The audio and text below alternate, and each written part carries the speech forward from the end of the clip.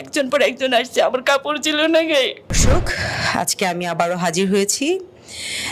গেল 17 তারিখ, 17 মার্চ, যে পল্লবীতে যে নারী সাংবাদিক ধর্ষণের শিকার হয়েছে, যে নির্যাতনের শিকার হয়েছে, আজকে আমার সাথে তিনি উপস্থিত আছেন। এবং আমরা সবসময় বাংলাদেশের আইন মেনে কখনো নির্যাতিতার যে নির্যাতনের যে শিকার হয় তার ছবি আমরা কখনোই ক্যামেরার সামনে আনি না, কিন্তু আজকে আমরা ওনার অনুমতিতে, ইভেন উনি চাচ্ছে বলে ওনাকে আমরা সরাসরি ক্যামেরার সামনে আনছি।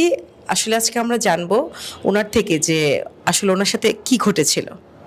আপু, হ্যালো, আসসালামু আলাইকুম। আমি senior reporter Afroza Sultana, planning মিনিস্ট্রিতে টেকনিক বিট করছি 5 বছর।